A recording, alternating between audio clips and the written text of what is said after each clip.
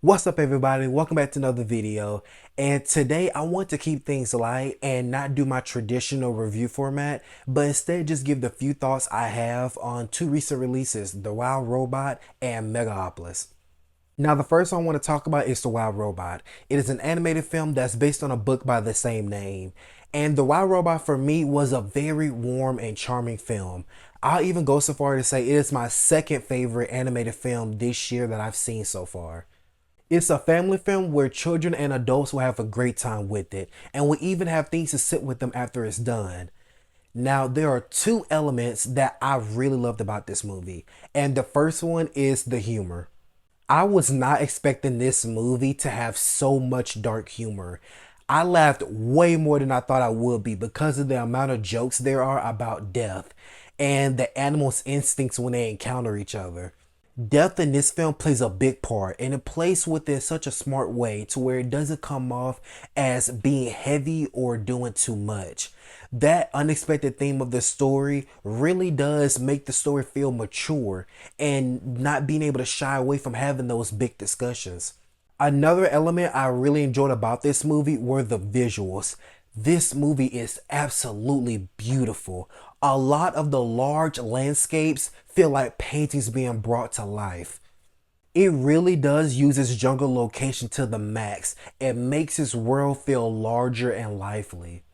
The movie does play it safe and even uses a more conventional story that we've seen before, but it does play into its strengths and it does stay in this lane of the story it wants to tell you. There isn't a moment for me where I completely fell in love with it, but I did enjoy what it was going for and the tender story that is there. And then there's Francis Ford Coppola's Megalopolis. This film has been put through the ringer with its divisive reactions and even its marketing.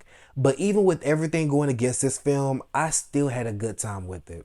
With me saying that, I do wish this film had better writing and direction, which is surprising because the movie has so much to work with. Having ancient Rome be in the form of this big city and everyone's talking in Shakespeare's language is really interesting and didn't get confusing. My main problem with this film is how awkward it all feels. An ambitious story like this shouldn't have over the top acting and campy tones. Some of the performances from very talented actors feel so random and feel like they're coming from a different film. There's corny dialogue and even blocking that brings this film down and distracted from what it's trying to do. There are moments in here where the movie wants you to laugh and breathe for a moment, but the more awkwardly handled scenes make you question the film as a whole. Besides that, there are some elements to love about this movie. For one, I love the surreal imagery in here. There are so many shots where I'm just appreciating the visuals and how they complement its story and doesn't feel random.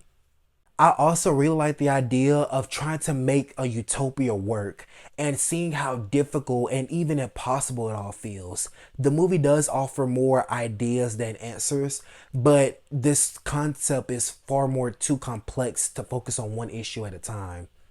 When the film is at its best, it is a visual treat to behold that feels like it is larger than life. When it's at its worst, it is a mess of a movie that feels unbelievable with how it is handled. This is definitely one of those movies where I can see why it's divisive, and honestly, both sides are correct. Either way, I'm just glad Francis Ford Coppola can finally say he made his passion project come to life. I honestly recommend both movies. Megalopolis doesn't have mass appeal and is a messy artistic film, but I was never bored and really appreciate what I was watching. On the other end, you got The Wild Robot that is a light movie and doesn't ask that much of you, but has that emotional punch that drives its point home.